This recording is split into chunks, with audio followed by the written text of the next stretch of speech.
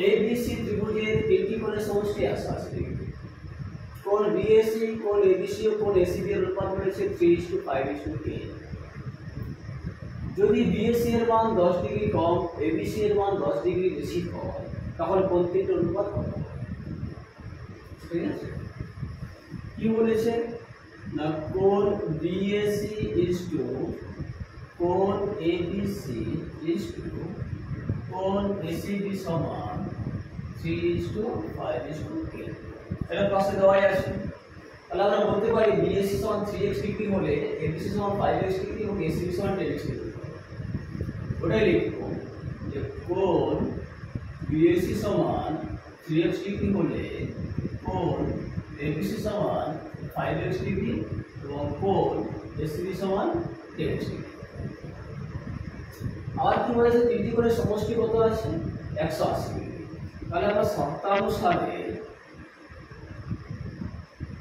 বলতে পারি যে 3x ডিগ্রি যুক্ত 5x ডিগ্রি যুক্ত 10x ডিগ্রি সমান 180।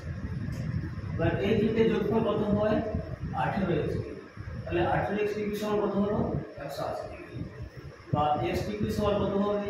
180 ডিগ্রি বাই 18 সমান 10 ডিগ্রি। তাহলে x এর মান কত বেরালো? 10 বেরালো। x এর মান যদি 10 বেরায়, এই মানটাকে এবার এই সব জায়গাগুলোতে পুট করে দেব। পুট করে দিলে কি হবে না, কোণ বিএসি হবে 3 × 10 ডিগ্রি সমান 30 ডিগ্রি। কোণ এবিসি হবে 5 × 10 ডিগ্রি সমান 50 ডিগ্রি। কোণ এসিবি হবে 10 × 10 ডিগ্রি সমান 100 ডিগ্রি। এটুকু বোঝা গেল। এবার আসবো কোশ্চেনের সেকেন্ড পার্ট। সেকেন্ড পার্ট কি বলেছে, বিএসি এর মান যদি 10 ডিগ্রি কম হতো, এখন বিএসি এর মান কত? 30 ডিগ্রি। এটা যদি 10 ডিগ্রি কম হতো তখন কত হতো? 20 ডিগ্রি। কোণ এবিসি এর মান 10 ডিগ্রি বেশি যদি হতো, কোণ এবিসি এর মান 10 ডিগ্রি বেশি হলে কি হতো? 50 + 10 সমান 60 ডিগ্রি। এসিবি সম্পর্কে কিছু বলা নেই, যেমন ছিল তেমনই থাকবে। কত হবে? 100 ডিগ্রি।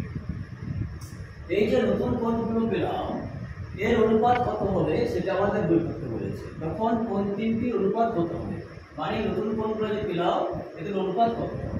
দেখি তাহলে এদের অনুপাত কি হয়।